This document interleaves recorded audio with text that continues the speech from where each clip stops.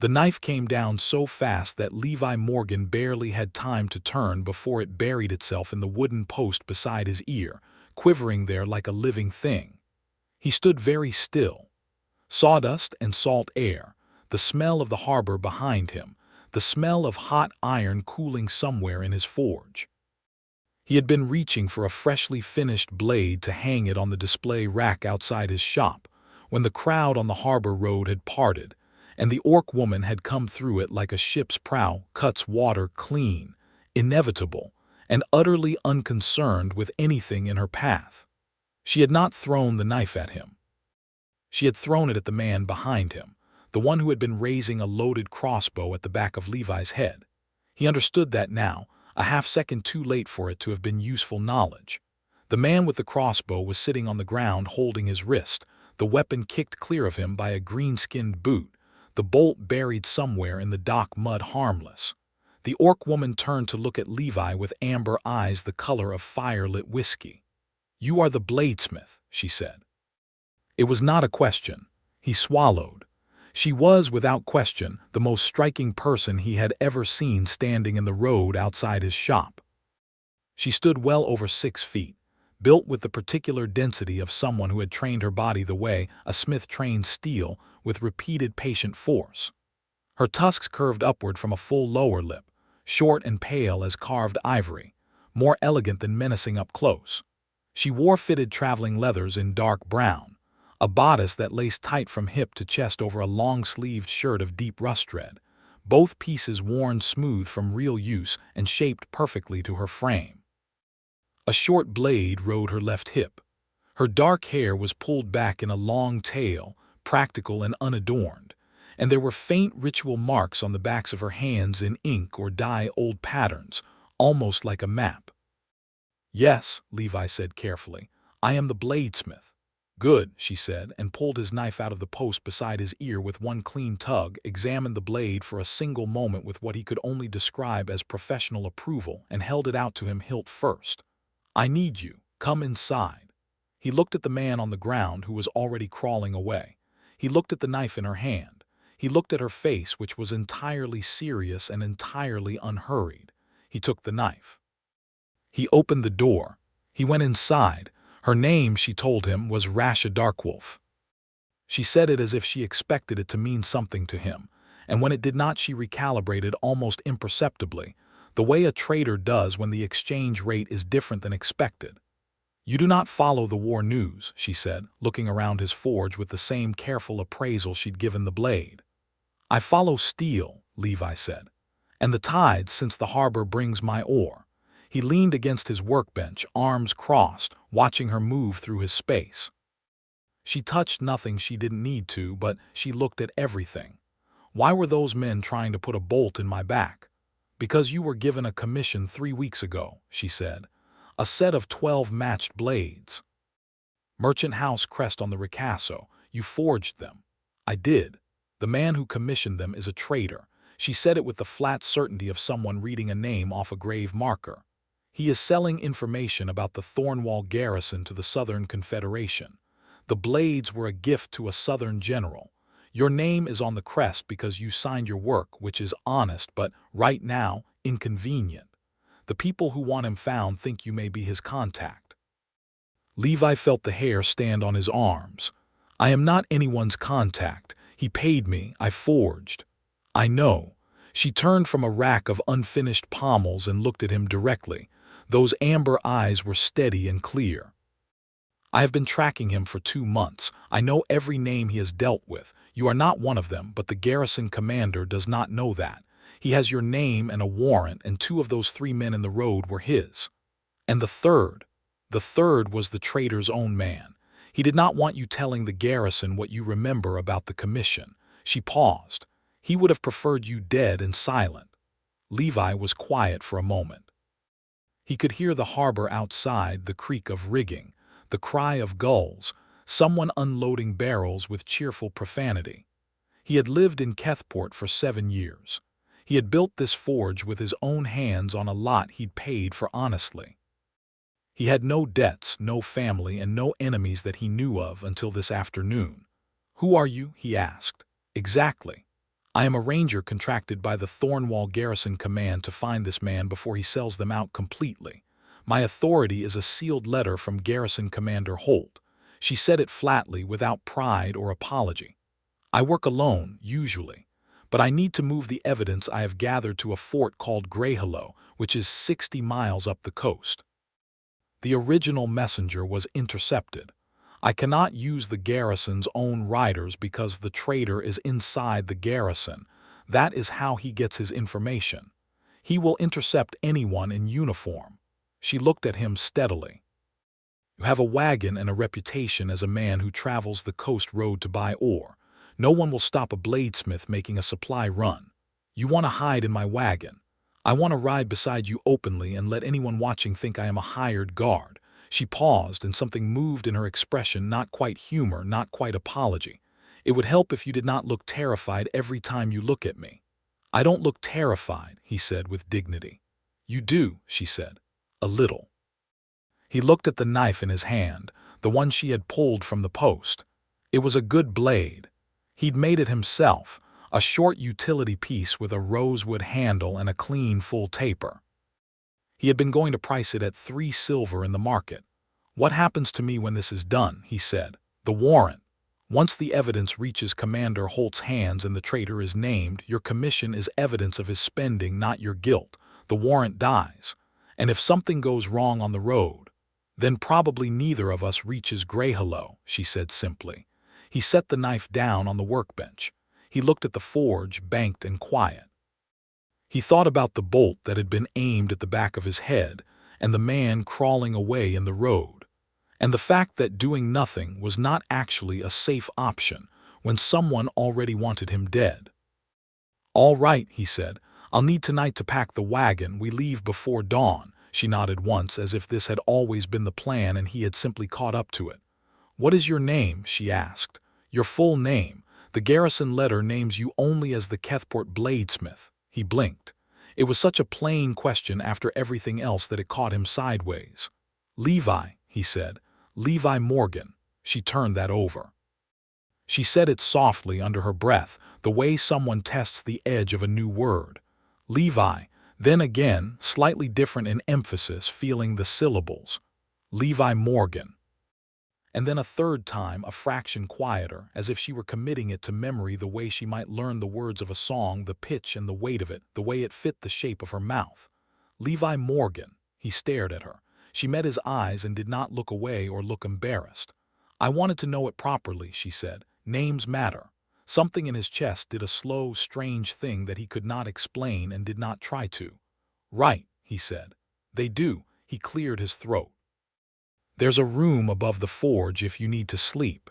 It's not much, a cot and a lantern, but the lock is good. She looked at him for a moment with those amber eyes and something in them he couldn't yet read. That is generous, she said, not performing gratitude, just noting it, as if generosity from a human stranger was a fact she was filing away carefully. It's a cot, he said. It is more than most would offer, she said. He didn't have an answer for that. He just showed her where the stairs were. He lay awake that night on his own cot below hers, listening to the harbor and the deep quiet of a woman sleeping overhead, and thought about how his life had been, until this afternoon, very simple. He was 29 years old. He had come to Kethport from inland, the son of a blacksmith who had taught him everything, and then died leaving him an apprentice's tools and a modest inheritance of skill. He had built his own trade here on the coast, selling to the fishing fleet and the garrison market and the occasional merchant who wanted something finer than a field knife. He was known as reliable and quiet and fair. He had friends he respected and no one who loved him. He thought about the way she had said his name 3 times. Like she was learning it, like it mattered. He slept. They left before the gray had fully lifted off the sea. Levi drove, as always. The wagon was his old dun-mare Callie, and a flat-bedded cart loaded with empty ore crates and a canvas cover that hid the satchel of Rasha's evidence among his tools. Rasha sat beside him on the bench as if she had always sat there, her blade at her hip and her eyes moving over the road ahead with the automatic scan of someone trained to watch for ambush. He had not traveled with anyone in years.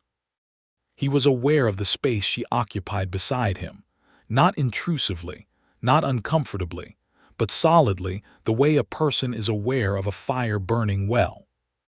The coast road north out of Kethport ran between the cliff edge on the left and the dark pine forest on the right, with the sea hammering far below on the rocks and the wind coming off it cold and salt-smelling. It was a beautiful road in the right conditions. This was not entirely the right conditions. Clouds were building offshore and the light was flat and gray, and somewhere behind them the men who'd been watching for Levi Morgan were either already on the road or would be by mid-morning. "Tell me about the traitor," Levi said, because silence made him think about things he couldn't currently afford to think about. "His name is Davin Course," she said, watching the tree line. "He is the garrison quartermaster at Thornwall. He has been selling supply schedules, patrol routes, and garrison strength reports to the Confederation for at least a year. The last information he sold led to an ambush on a supply column. 14 soldiers killed." Levi was quiet for a moment. "How do you know all of this?" "Patience and attention," she said. "I spent 6 weeks at Thornwall as a trader. No one looks closely at an orc woman selling cured hides and rope." A slight pause. "No one looks at all, mostly. That has its uses. Did you come to Kethport specifically because of me, because of the blades? You were a name on a list. I came to eliminate possibilities." She glanced at him sideways. "You are not difficult to read, you are straightforward. Is that good? It is useful." She looked back at the road. "It is also, in my experience, rare." He thought about that. "How long have you been doing this kind of work?" "Since I was 22, 8 years." She said it without particular emotion. "I was a clan scout before that. Darkwolf clan ranges across the Galath Highlands. When the compact was signed, most clan scouts who wanted work took ranger contracts. The garrison pays reasonably and I am good at finding things." "Did your clan mind?" A small pause. "My clan minded a great deal of things about me before I left." Contract work was one of the smaller objections. She did not elaborate, and something in the way she said it told him clearly that she would not welcome being pressed. He let it rest. The road curved and the forest thinned briefly, and below them the sea opened up into a wide gray stretch with a fishing smack running south under hard sail. Levi watched it for a moment. "I have never been to the Highlands," he said. "You would not want to in winter," she said. "But in late summer they are extraordinary. The whole ridge above the Galath Valley turns red with heath flower. You can see it from 30 miles. She said it quietly, almost to herself, as if she'd forgotten for a moment who she was telling it to. Then she seemed to come back from wherever she'd been and settled her attention on the road again. "It sounds extraordinary," he said honestly. She did not respond, but he saw the faint tightening at the corner of her mouth that he was already beginning to read as a thing that happened when she was pleased. They made the first way station village, a cluster of 8 buildings around a stone well called Herath's Point, by late morning. It had a small market, a woman selling bread from a board across 2 barrels, a tanner with cured hides rolled and stacked, a boy with a basket of early shore fish. Levi bought bread and hard cheese and 2 apples. The bread woman watched Rasha with the particular flatness that people used when they were working hard not to show either fear or hostility, and Rasha met her eyes with a calm, absolute steadiness that was more dignified than anything Levi could have managed. He handed Rasha an apple. She looked at it briefly and then at him with an expression he couldn't quite parse. "You do not have to share," she said.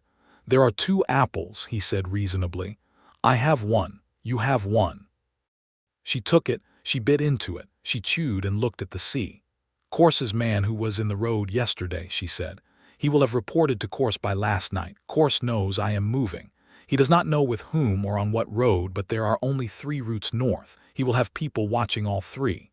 "How many people does he have?" "4 that I know of, possibly more." She wiped apple juice from her chin with the back of her wrist, a small, entirely unguarded gesture. "They are paid sellswords, not soldiers. They will want to take me before I reach Greyhollow. They may want to take me alive if Course thinks I can be persuaded or traded." Can you be?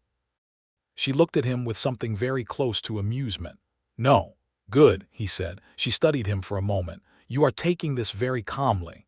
I am not calm, he said with complete honesty. I am functional. Those are different things. She looked at him for another moment, and this time what moved across her face was clearly, unmistakably, the beginning of real interest. They pushed on through the afternoon. The clouds built and rolled, and the sea darkened, and Levi drove with one hand and watched the road with what patience he had. Rasha sat beside him and was for long stretches completely quiet, which was different from uncomfortable.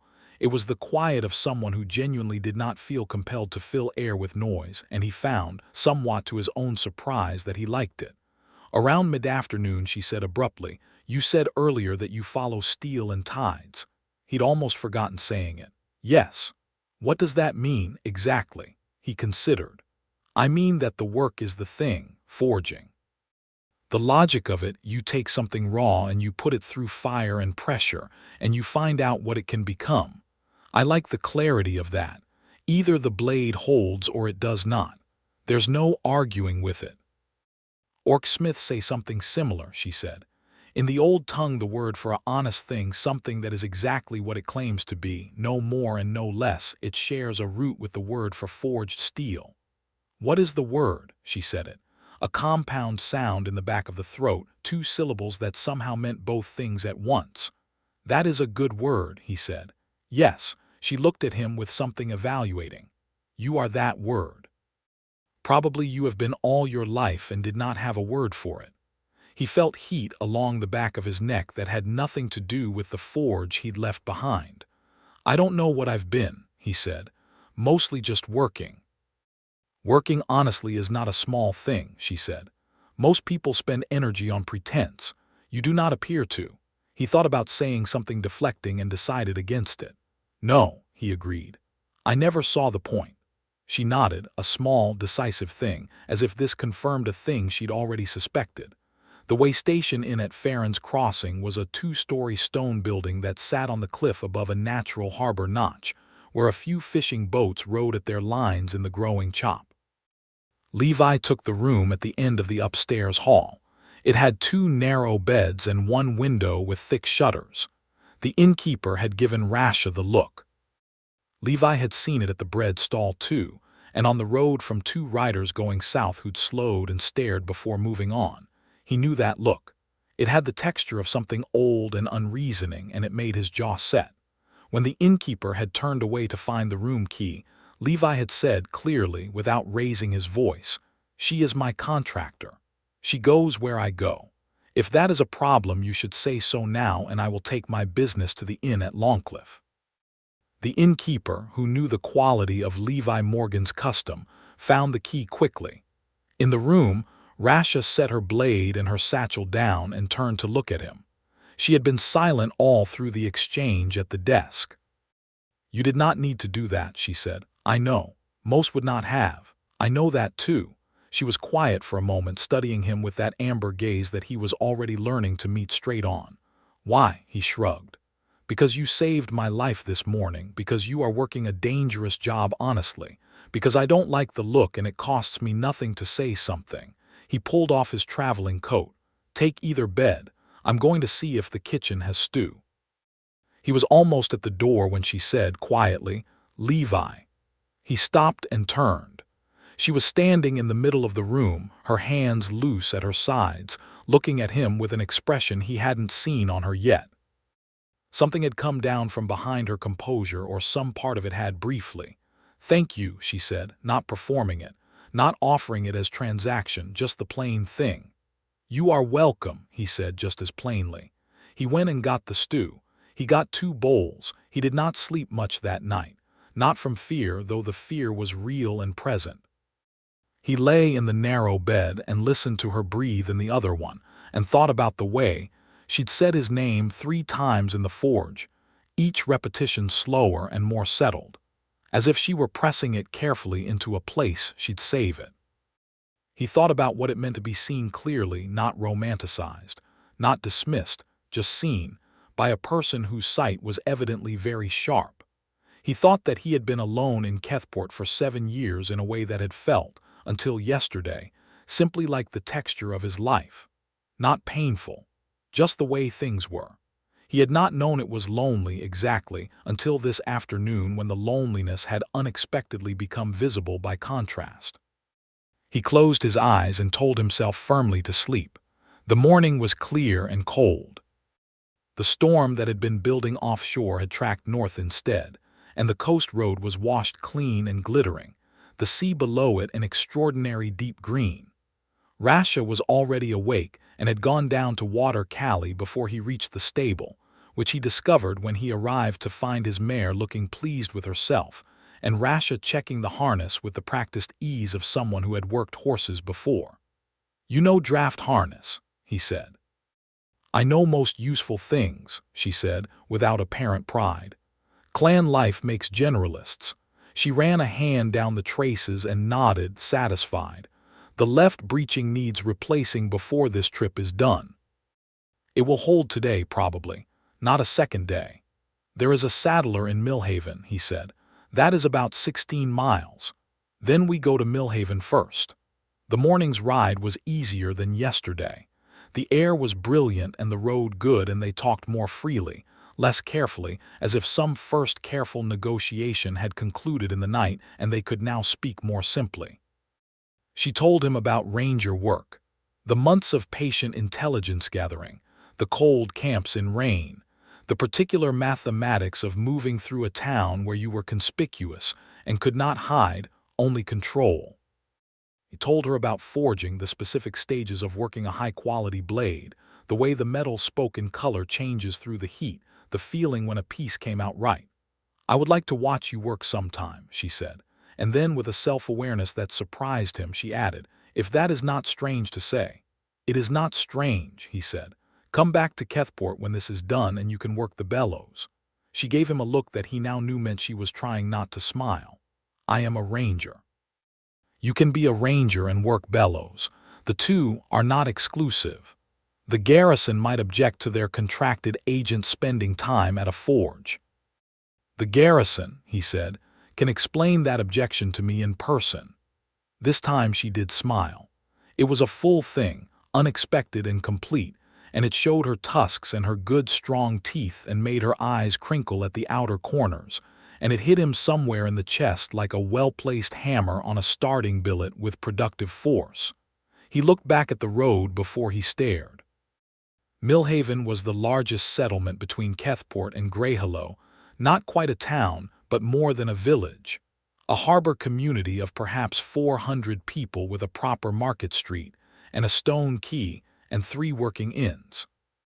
It had a saddlery, a chandler, a cooper, and a man who sold smoked fish who was known all along the coast as the best at his trade. It also, as they pulled into the market street, had a considerable crowd. That crowd was gathered around the mouth of the quay, and the center of it was a shouting match that had already become something worse. A ring of men in the rough clothing of dock workers, 5 of them, in a circle with 2 figures in the middle. One was a young orc man, barely past adolescence, one hand pressed to a cut on his forehead, standing with his chin up and his back against a bollard. The other was a large human man making a speech to the crowd that Levi could hear before he'd fully stopped the wagon, something about what happened to greenskins who took honest dock work from human families. Rasha was off the wagon bench before it stopped rolling. She moved through the edge of the crowd with the same prow-of-a-ship quality he'd noticed first in Kethport, and people gave way to her not from politeness, but from the automatic recognition of something larger and more certain than themselves. She did not shout. She walked into the ring and put herself between the orc boy and the large man, and she looked at the large man with those amber eyes and said, in a carrying, completely level voice, "Walk away." The large man stared at her. The crowd went from loud to watchful. Someone near the back said something that Levi couldn't make out, but that provoked a ripple of dark laughter. The large man made his decision, which was the wrong one. He was bigger than most of the crowd and used to being the physical fact of an argument. He swung at her. What happened next made the entire dock go silent. She caught his fist. Not deflected, not blocked, caught it, the way a man catches a ball, one hand, and held it there. She held it there for a full 2 seconds while the man's face went through surprise and then effort and then the dawning comprehension that he could not move his hand at all. She was not even braced against him. She was standing straight, one hand gripping his fist, and she was not moving. Then she turned him. A single rotation, using his own arm's lock, and put him flat on the key stones with a sound like a dropped sack of grain. She did it without apparent anger and without particular hurry, and then she stood over him and looked at him and said, with the same carrying evenness, "Walk away." He walked away. More precisely, he scrambled to his feet and removed himself from the situation with remarkable speed for a man of his size. The 4 other dockmen looked at the space where he had been, looked at Rasha, and arrived at unanimous conclusions about their own best interests. The quay was silent. 40 people standing in complete stillness, watching the orc woman who had just put a man twice her apparent weight flat on the stones in under 3 seconds without breaking her composure. Rasha turned to the orc boy. She looked at his forehead cut and said something in orcish, low and rapid. He replied shakily. She pulled a folded cloth from her coat, pressed it to his head, and told him in the common tongue to keep pressure on it and go directly to a healer. Then she turned and walked back through the crowd, which parted for her with a particular quality that was nothing like the hostility Levi had seen at Hareth's Point or the innkeeper's desk. It was closer to respect, or at least the stunned, immediate ancestor of it. She climbed back onto the wagon bench. She looked at Levi. He realized he was staring. "The breeching," she said. "Right," he said. "Saddlery, yes." He clicked Callie forward. He could feel the weight of the crowd's gaze on the wagon as they moved up the market street. "You held his fist," Levi said after they'd gone half a block. "Yes, just held it there. He was stronger than most of his type," she allowed, "but his stance was bad. He could not move his hand." "No," Levi thought about this for another block. "I've never seen anything like that," he said honestly. She glanced at him. "Does it trouble you?" He thought about the question with the same honesty he applied to everything. Did it? He examined his own reaction, the awe of it, the visceral shock, the quickened pulse. None of it was fear. None of it was the cold, complicated thing that he thought she might be asking about. It was the feeling he got when he saw a master blacksmith work. The feeling of witnessing something superlative and clean. "No," he said, "the opposite of troubled. I think it was magnificent." She went very still for half a second, the way she did when something surprised her and she was processing it. Then she looked at the road ahead. "The Confederation soldiers," she said, and her voice was careful, not quite neutral, used to describe orc strength in their war pamphlets as monstrous, as animal. "I know," he said. "I know what those pamphlets say. I don't read military pamphlets for my understanding of people." Another half second of that very still quality. "What do you read for your understanding of people?" "People," he said. "I watch them. How they work. What they do when it costs them something." He could feel her looking at him from the side. He kept his eyes on the road and let himself feel, quietly and without making anything of it, that being in this wagon on this coast road on this brilliant cold morning beside this particular woman was the most alive he had felt in 7 years. They got the breeching replaced at the saddlery, bought provisions, and were back on the North Road by midday. The trouble came in the afternoon, 6 miles south of a way station hamlet called Crow's Notch. Levi saw them first, 2 riders coming fast from the north, using the road itself, not trying to hide, which was different enough from what he'd expected that it took him a half second too long to read it as wrong. Then he saw the 3rd rider coming out of the trees on the right, and he understood that the 2 on the road were to hold their attention while the 3rd came in from the side. "Rasha, I see him," she said. She was already moving, shifting off the bench on the left side, dropping to the road and running in a low arc to intercept the 3rd rider before he reached the wagon. It happened in seconds. She reached the 3rd rider as he cleared the tree line, and the horse shied violently from her approach and threw its rider, who hit the road's shoulder and lay still. She caught the horse's bridle with one hand before it could bolt. The two riders on the road pulled up hard. They'd had a plan, and the plan had just failed its crucial component. One of them was already reading the math of the situation, one woman on the ground holding their companion's horse, no sign of surprise or distress, and the look she was giving them across 40 feet of road. "Go back to course," she said, same carrying voice. "Tell him the evidence reaches Greyhollow and everything he built reaches its end. This is a mercy. The next men he sends will not receive it." The two riders looked at each other. They had not survived as sellswords by ignoring signs. They went. Levi's hands had gone steady somewhere in the middle of all of it, the way his hands always went steady in an emergency, which was the blacksmith's version of calm, not the absence of fear but the substitution of function for it. He pulled Callie to a stop and watched Rasha secure the captured horse's reins to the wagon's back tie bar and walk back to the bench. She climbed up, a small scratch on the back of her left hand from the tree branches, nothing else. "Are you hurt?" he said. "No," she looked at him. "Are you?" "I didn't move from this bench." "You held the wagon steady," she said. "That was right. If Callie had bolted—" "Callie doesn't bolt," he said. "She is a very sensible horse." "Then you are fortunate in your horses as well as your character," she said. He looked at her, she looked at him. The road was empty and silver in the afternoon light, the sea glittering below the cliff edge, the world very large and very quiet. "Rasha," he said. Something in his voice made her go still in the particular way that was different from her professional stillness. A different quality of attention, turned inward, waiting. "I want to say something and I am not entirely sure how," he said. "Say it plainly," she said. "Plain suits you." 3 days ago I had an ordinary life that I thought was fine," he said. "And now I have this road, and I am aware that this is a working situation with stakes and a purpose and you owe me nothing.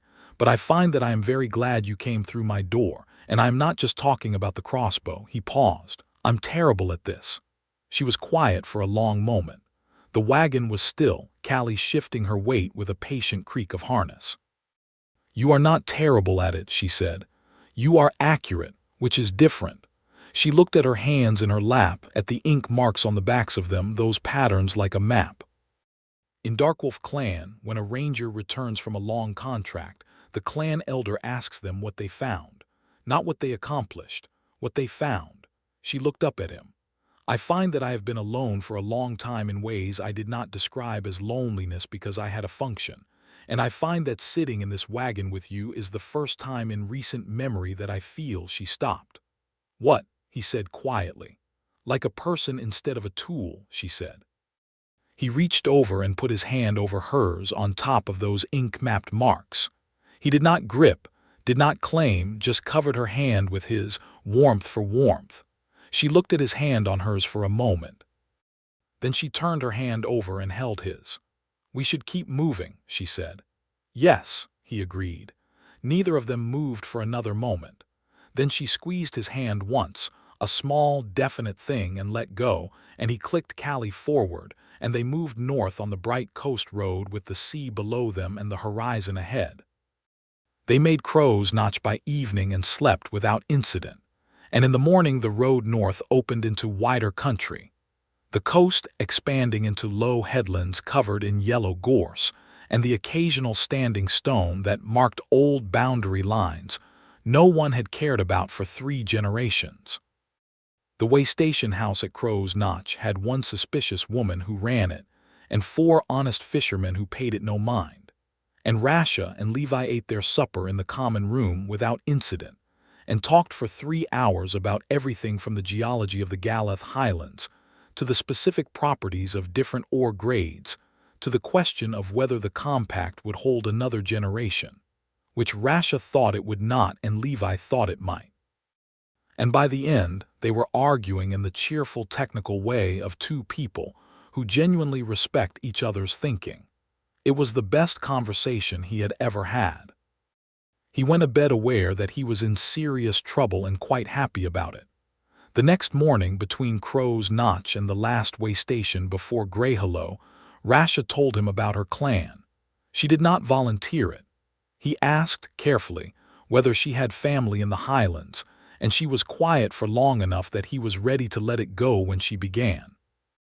She had been born in the Darkwolf clan's summer territory, the second daughter of a scout captain who had died when she was 15 in a territorial skirmish with a northern human settlement. A stupid death, she said. A misunderstanding that had escalated because no one on either side had stopped to think before striking. She had become a scout because it was what she was trained for, and she was very good at it, and being good at something always provided a kind of structure. The difficulty had come when she was 20. The clan elder had arranged a match for her with a war band captain from a neighboring clan, a political alliance, a traditional thing, not unusual. She had declined. The elder had not accepted the decline. There had been an argument that Rasha described in flat, clipped language that conveyed the depth of it more than detail could have. She had left.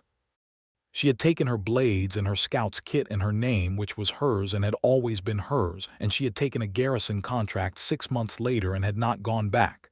"Do you miss it?" he asked. "The Highlands." "I miss the red heath in late summer," she said. "I do not miss the rest of it. The people," she considered this with real care. "I miss what it could have been," she said finally. "I do not miss what it was." He understood that. He had his own version of it. A blacksmith father who had been a good teacher and a hard man, who had given Levi everything useful about steel and almost nothing about warmth. He said so more briefly, and she listened with the same careful attention she gave everything. "You turned out kind anyway," she said, not praise exactly, more like an observation that troubled her slightly, that made her revise some assumption about how kindness grew or didn't. "I had some good examples," he said. "My first master smith before I went to work for my father was a woman named Aldra. She was kind and brilliant, and she treated her apprentices like they were worth something. I wanted to be someone she'd respect, even after I stopped working for her. It's a good North Star." "People can be North Stars," Rasha said, looking out at the sea. "Yes," he said. "I have not had one in a long time," she said. He wanted to say something but thought the moment was too fragile for the particular thing he wanted to say, so he said instead, "You would have gotten along with Aldra. She tested every blade the same way. She put the flat against her cheek and feel the temperature of the steel to know how far off heat it was. She said you could not lie to the blade and the blade would not lie to you."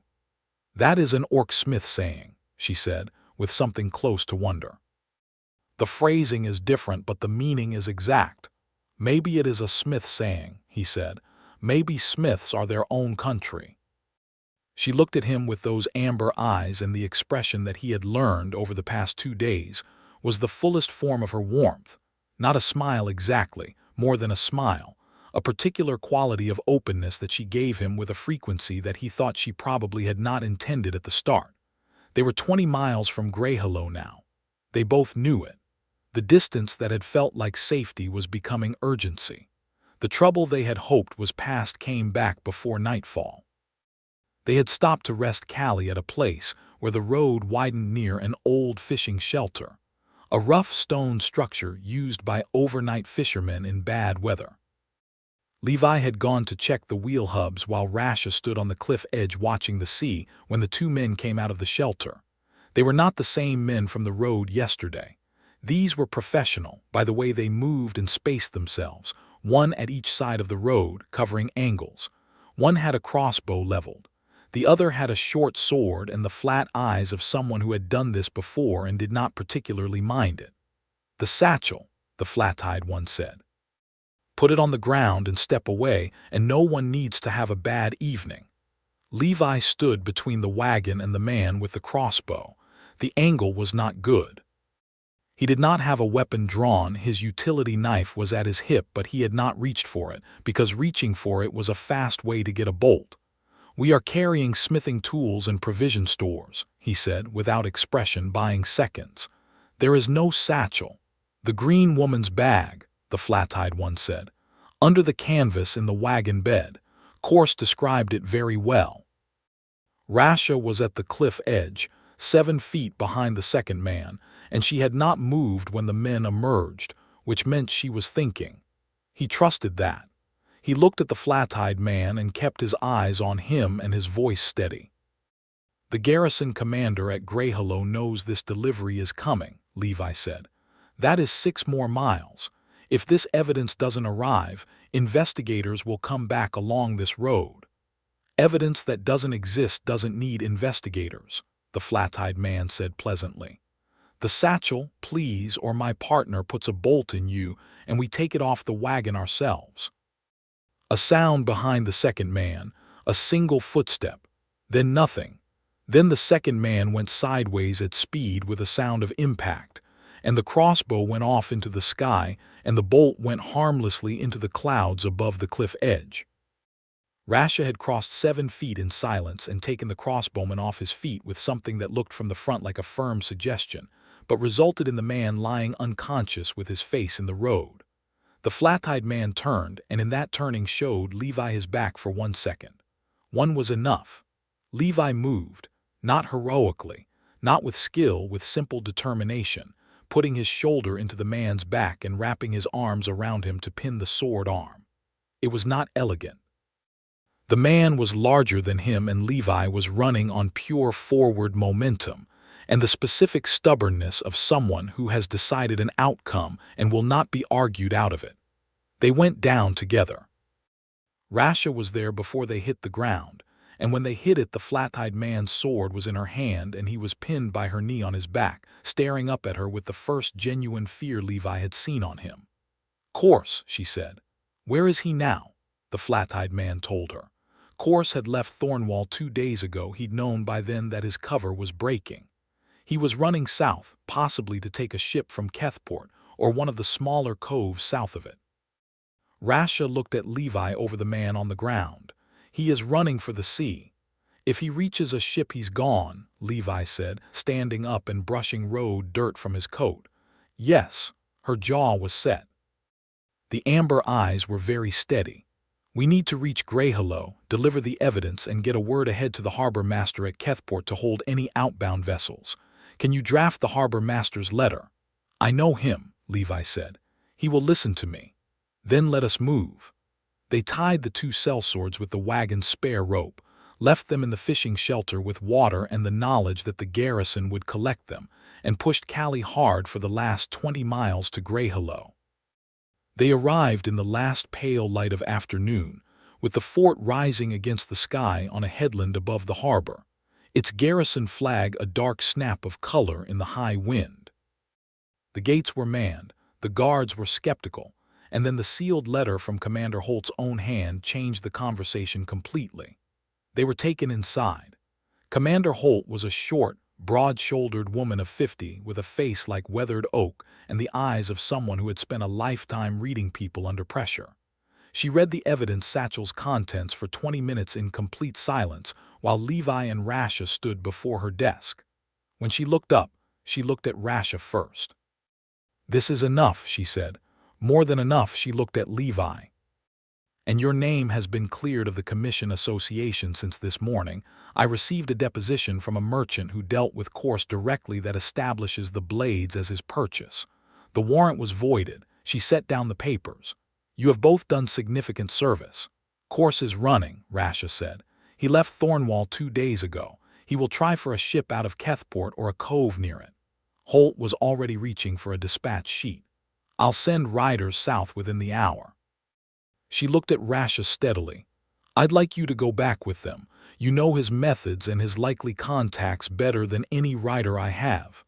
Rasha was quiet for a moment. She looked at Levi. He realized she was actually looking at him before answering.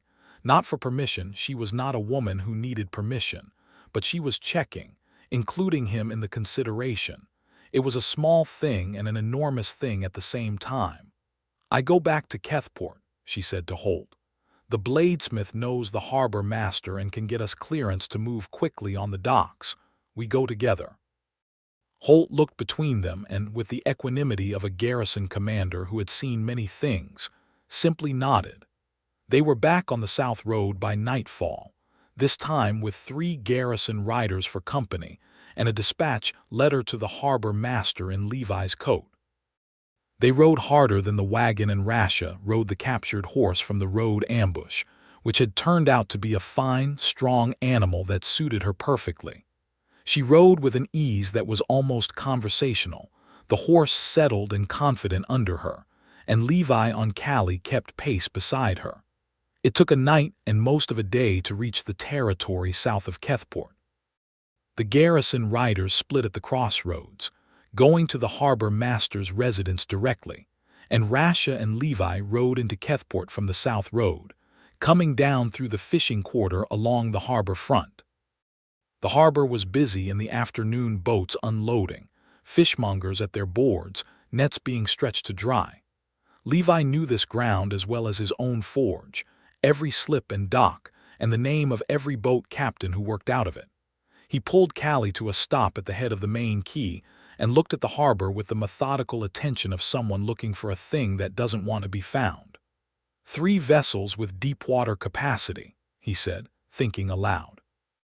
The Alderman's Luck, the Saris Rose, and the coaster called Grey Pintail. The Pintail's captain is a man called Ferris who will take any charter money without questions. He looked at Rasha. Ferris's boat is the 3rd slip. She followed his look. 3rd slip held a weathered green-hulled coaster with her gangway down and activity on the deck, a man loading a chest with too much urgency for an afternoon departure.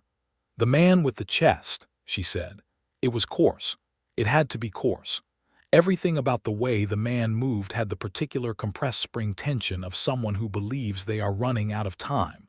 They did not have time to wait for the garrison riders. Levi knew it and Rasha knew it. The Pintail's lines were being cast off at the bow, and if Corse got aboard with those lines free, the tide would take them out of the slip before any authority could get there. "Go," Rasha said, and she was already off the horse and moving. Levi went right along the upper dock, toward the harbor master's bell, the emergency pull that rang the harbor chain signal, raising the chain that blocked the outer harbor mouth. It was for storms, for fire, for exactly this kind of thing. He had the harbor master's dispatch in his coat, but there was no time for it to matter right now. He ran. Rasha went left, toward the Pintail's slip, and the man she'd identified as Corse looked up from his chest and saw her coming and did the exact wrong thing, which was to run toward the gangway. She caught him at the gangway's base. Levi heard the shout and the crash from across the dock as he hit the chain bell and pulled it, 3 sharp rings that carried over the whole harbor, and he saw the chain master at the far station look up and begin to turn the crank that brought the harbor chain up across the mouth. The Pintail was not going anywhere. 3 garrison riders came clattering down the harbor road before the chain had finished rising, and the captain of the Pintail, seeing the garrison riders and the chain and the woman who had put his charter passenger flat on the dock, made a pragmatic professional decision to stay exactly where he was and pretend he had known nothing about any of this. Corse was shouting. He was a middle-aged man, lean and sharp-faced, with the well-kept look of someone who had spent years in garrison administration. He was shouting about authority and misidentification and the injustice of being manhandled, and Rasha was holding him by the collar with one hand and the evidence of his guilt with the other, a document she'd pulled from his coat while he was still processing how he'd ended up on the dock, and her face was utterly calm. When the garrison riders arrived and the senior one dismounted to take custody, Corse looked at Levi. His eyes were calculating, even now reading angles.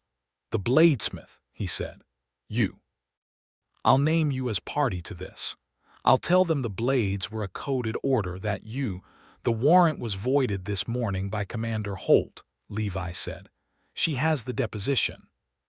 She has the satchel, she has your ledger." He nodded toward the document in Rasha's hand. "And she will shortly have that." Corse's calculation ran out of angles. His face went flat. The garrison senior rider took him into custody. The dock had gathered its inevitable audience: fishermen, merchants, dock hands, the idle and the curious. They watched Corse marched up the dock in silence. They watched the chain come back down.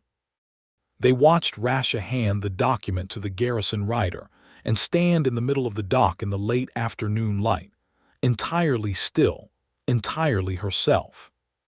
The harbor master arrived at a brisk trot with the dispatch letter already in his hand, slightly unnecessary but professionally thorough, and confirmed the chain order and the harbor hold and gave his official statement to the garrison riders, and then turned to Levi and Rasha with the look of a man piecing things together. "Davin course," he said, looking at where the prisoner had been taken. "Quartermaster of Thornwall." "Was," Rasha said. The harbor master looked at her for a long moment. He was a man named Orlin, 60 years old, who had known Levi for all 7 of his Kethport years, and he had the practical, unsentimental decency of people who work with weather and tides all their lives and cannot afford prejudice because the sea doesn't care about it. "Good work," he said to Rasha, simple and direct. Something moved in her face. "Thank you," she said, in exactly the tone she'd used in the inn-room 2 days ago, not performing it, just the plain thing. Orlin looked at Levi. "You all right?" "Yes," Levi said. "Come by tomorrow and I'll buy you a drink and you can tell me the whole of it," Orlin said, and walked back to his office. The crowd on the dock was dispersing.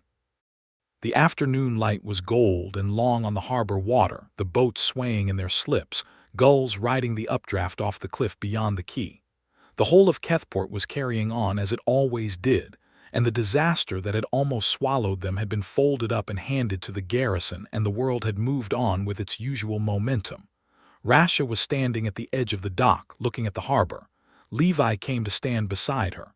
"It's done," he said. "It is done," she agreed. They stood for a moment in the gold light. The water was very green where it was deep and blue-gray where it was shallow, and the boats moved on it with the gentle, patient motion of things that are used to waiting.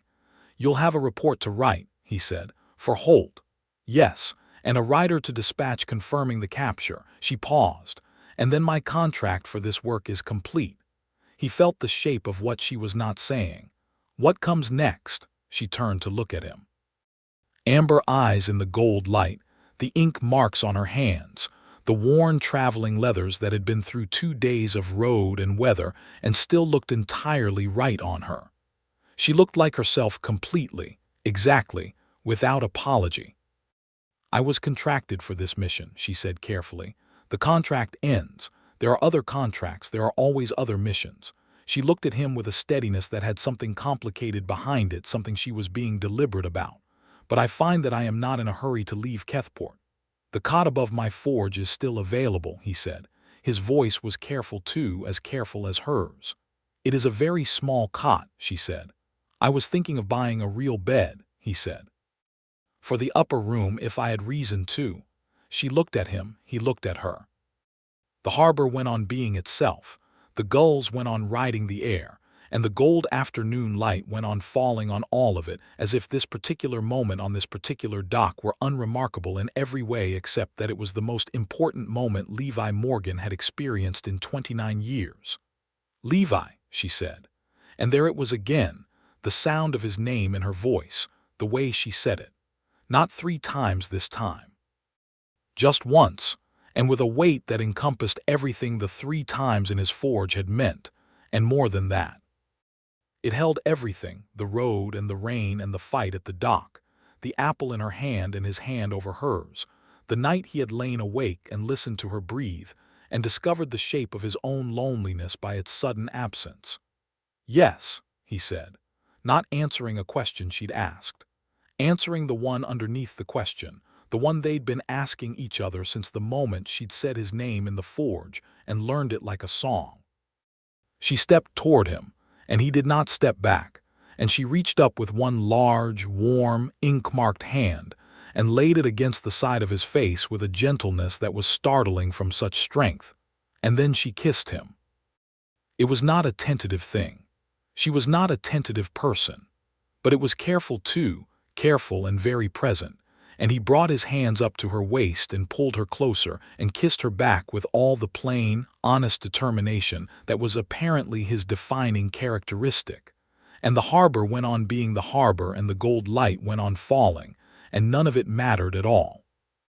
When they broke apart, she was looking at him with an expression he had not yet seen on her, open, uncertain in the best possible way.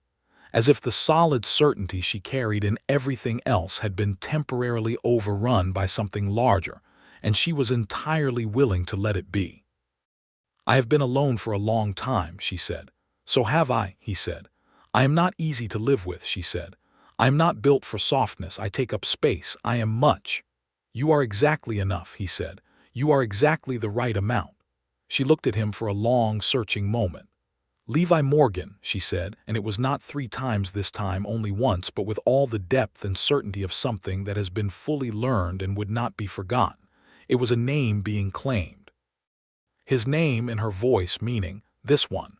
This is the one I keep.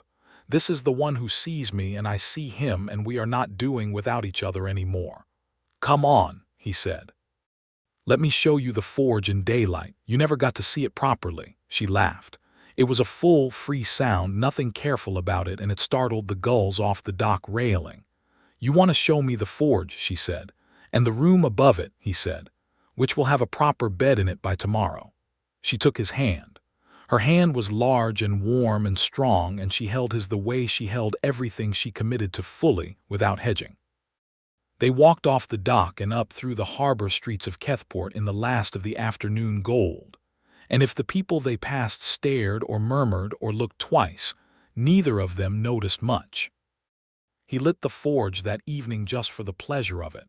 Not to work. He had been away 4 days, and there was real work to do tomorrow, and the next day, and the day after. But he lit it for her because he had said she could watch him work, and he had meant it, and because the forge was the truest thing about himself, and he wanted to show her true things.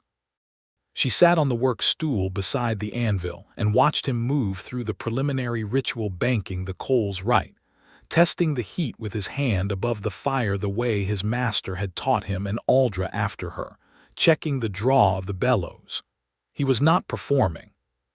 He was just working, the way he always worked, and she watched with the quality of attention that was her best quality, giving everything her full presence.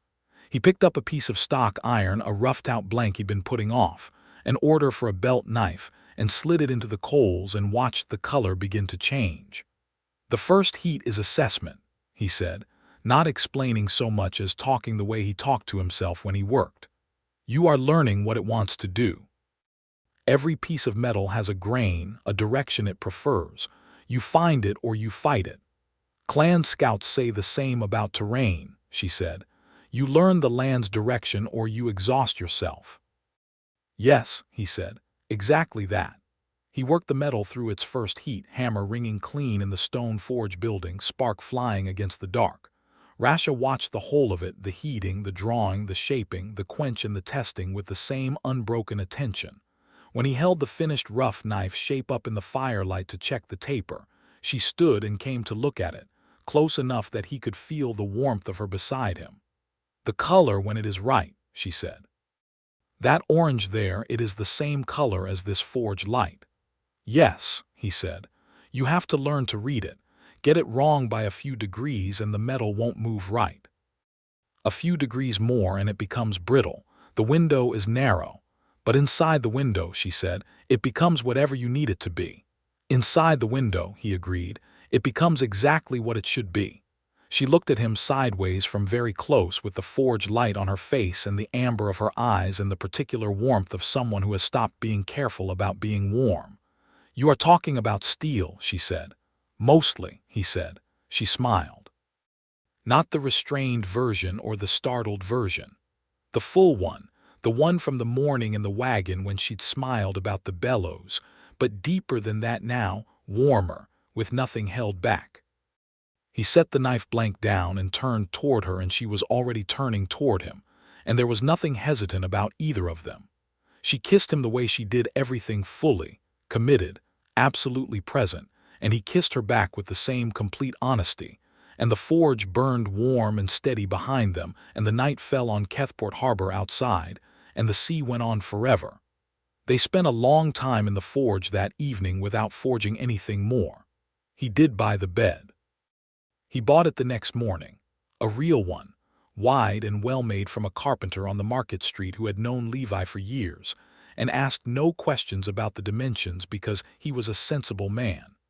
The upper room above the forge became a real room, not a storage space with a cot, and Rasha's satchel hung on the peg by the door because it lived there now, and that was simply how things were. She sent her report to Commander Holt by garrison rider, and received within the week a letter confirming Davin Corse's arrest and arraignment, the complete clearing of Levi Morgan's name, and a commendation for exemplary contract execution. The commendation was formal language for something real. Garrison also offered her the next contract. It was a good one, 6 months, intelligence work along the Thornwall sector, hazard pay included. She read the letter at the forge workbench with Levi standing at the grinder a few feet away, and when he glanced up and saw her reading, she passed it to him without comment. He read it, he looked at the terms, he handed it back. "It's a good contract," he said. "Yes. The garrison sector is coastal. Thornwall is 60 miles from here." "Yes. You could come back when there were stretches of quiet," he said, with his eyes on the blade he was grinding carefully, as if the steel required his whole attention. "If you wanted to." She watched him for a moment. "That is a circumspect way of asking something," she said. He looked up. "All right, I am asking whether you intend to go away and come back or whether you intend to stay." She was quiet for a long moment. He let her have the quiet. Outside the forge the harbor was doing its daily business, the sound of it always present, the particular rhythm of a working port. "In Darkwolf clan," she said slowly, "there is an old courtship custom. Very old, older than the compact by several centuries. When a person wanted to name someone as their own, they gave a gift, not a showy thing, something they made with their hands or found themselves or had carried a long time. Something that was genuinely theirs to give." She paused. "I do not have much with me." He waited. She reached into the neck of her rust-red shirt and pulled out a cord, leather, thin, and on it a small carved tooth, orc ivory, the kind that came from the early tusk shedding, carved into a simple angular shape, a clan pattern. She held it for a moment. "This is mine," she said. "I have carried it for 12 years. It is the only thing from the clan I kept when I left." She looked at him steadily. He looked at the carved tooth and at her and at the thing she was offering him and what it meant, not a pretty thing, not an expensive thing, the thing she had carried through 12 years of alone. "Rasha," he said. "You do not have to take it," she said very evenly. The evenness that meant she was holding something very carefully. "It is only a custom." He crossed the space between them in 2 steps.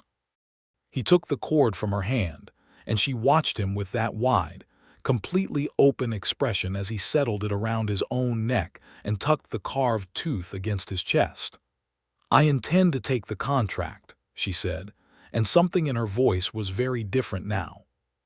60 miles is not far, and she stopped. And he said, "I have never had somewhere to come back to," she said. "I find I would like to have somewhere to come back to." "You have somewhere to come back to," he said. "You have this forge, you have that room upstairs, you have me." He put his hands on her waist, the warm, familiar weight of her, the solid fact of her. "Come back as often as you can. Stay as long as the contract lets you." "And when the contract ends, she said, meeting his eyes. "When the contract ends," he said, "we figure out together what comes next, as we seem to do reasonably well." She put her arms around him and held on with the particular strength of someone who is not soft, but has decided to be gentle with this specific person. And he put his face against her neck and breathed in the smell of salt air and iron and the particular warmth that was entirely her. And outside the harbor of Kethport went on being itself, ordinary and extraordinary, the same as it always was. She took the contract. She left on a bright morning 2 weeks later with her satchel and her blades, and the captured horse she had come to call Shard for his gray speckled coat. Levi stood at the road's edge and watched her go, and she turned once in the saddle and looked back at him with those amber eyes, and the small smile that she gave him then, private, warm, entirely unguarded, was the thing he held onto for the weeks between her visits. She came back the first time after 3 weeks, arriving in the late evening with road mud on her boots and a new cut healing on her left forearm that she was professionally unconcerned about, and he was professionally concerned about. and he cleaned it and bandaged it at the workbench while she ate the soup he'd had warming since he'd gotten word from the garrison riders that she was 2 days out. And she told him about the contract work in flat practical terms, and then asked about a blade commission he'd mentioned in his letter, and they talked about steel properties for an hour, and it was the best evening he could remember in a long time. The second visit lasted 5 days. The third was only overnight, work urgent and moving fast, but she had stopped anyway, specifically and without apology, because she had wanted to stop. Because here was the place. Because he was the person. He understood by the second visit that he was completely, irreversibly in love with her.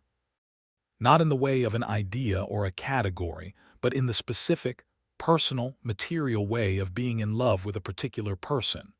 Her exact way of going still when something surprised her, her precision with language, the way she handled the horses and the way she handled him, the specific amber color of her eyes in forge light versus morning, light versus the gold afternoon on the harbor dock.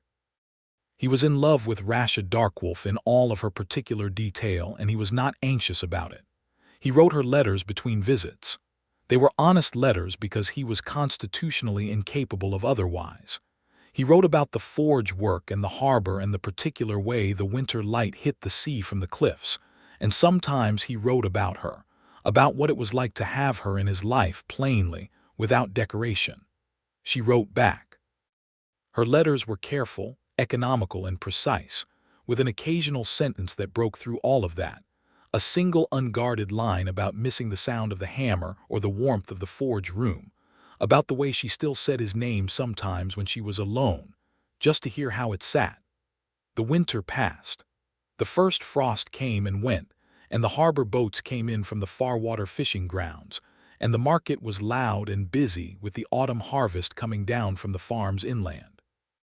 Levi had good commissions, a sword for a garrison officer who wanted quality work, a matched set of hunting knives for a merchant who knew what he was buying, a set of kitchen blades for the best inn in Kethport that he took a quiet pride in because they were beautiful work.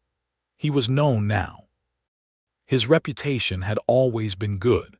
It was better now, for reasons he didn't fully understand at first, and then understood when Orland told him plainly that the harbor folk respected him for what he'd done with the evidence chain and the harbor bell and the coarse arrest, and they respected the work the ranger woman had done, and Kethport was a community that kept its own accounts on who had served it. The coarse arraignment concluded in the late autumn. The garrison court at Thornwall heard 3 days of evidence and rendered its verdict in 2 hours of deliberation. Davin Corse was stripped of rank and sentenced to 12 years in garrison prison, with full forfeiture of his assets as damages to the families of the 14 soldiers killed in the ambush he'd enabled. Commander Holt wrote to Rasha and to Levi separately. To Rasha, a formal commendation and an offer of permanent garrison ranger status with full pay and territorial range. To Levi, a letter that acknowledged his assistance and cleared his name permanently and officially on the record, and a small note at the bottom in Holt's own hand that said, "The ranger speaks of you often. She should not have to keep covering 60 miles to see you. Consider moving closer to useful things." Levi read this sitting at the forge workbench with a cup of cooling tea and the winter light coming through the sea window, and he put the letter down and looked at the forge for a long time. He thought about Kethport. 7 years. His own lot, his own forge, the harbor he knew and the harbor folk who knew him. He thought about what it was to have built something real in a place, and what it meant to have that be a good reason, and what it meant to have a better one. He wrote a letter to the Thornwall Garrison Housing Office asking about forge lots within the garrison town's market quarter. He did not tell Rasha. Not yet. He wanted to know if it was possible before he said it out loud, and because he was the kind of man who did not promise things he wasn't certain he could deliver. The Garrison Housing Office wrote back in 6 days. There was a lot available. There had been a smith, but he had retired south 2 years ago, and the forge building was standing empty, and the tools were still there, decent if not excellent, and the garrison would pay to have a working bladesmith in the market quarter. Levi looked at the letter for a long time. He wrote back accepting it. He packed the things that mattered, his best tools, the blades that were his own, the cord with the carved tooth that he had worn every day since the morning she had given it to him, his letters from Rasha. He sold the Kethport Forge building to a good man, a young smith from the inland who had been looking for a coastal lot, who would keep the name and keep the quality. Orlin held a send-off dinner at the harbor master's office that turned into a considerably larger event than intended and lasted until the midnight tide. "You are going to Thornwall," Orlin said, near the end of the evening when it was just the two of them. "Yes," Levi said. "For the ranger woman," Orlin said. "For me," Levi said. "But she is why I want to be there instead of somewhere else." Orlin looked at him with the practical decency he had always shown. "Good," he said. "Come back and visit. The harbor will want to see how you are doing." Levi arrived in Thornwall on the last day of autumn, before the real cold set in, with Callie pulling the loaded wagon and Kethport behind him, and the garrison walls ahead on their headland above the northern harbor. He sent no word ahead. He was not performing a surprise. It was simply that some things needed to be said in person, and this was one of them. He found the empty forge in the market quarter, and he unloaded the wagon and he began setting up. And within 2 hours, he had a fire in the forge and a blade roughed out on the anvil. And within 4 hours, several people from the market quarter had come to watch with the interest that people show for new things in a familiar place. And by late afternoon, a garrison officer had stopped to ask about commission turnaround, and Levi had told him standard rate, and 4 to 6 days for a standard blade, and had given him the quality pitch that he always gave, simple and honest. He had been in Thornwall 11 hours when she walked into the forge.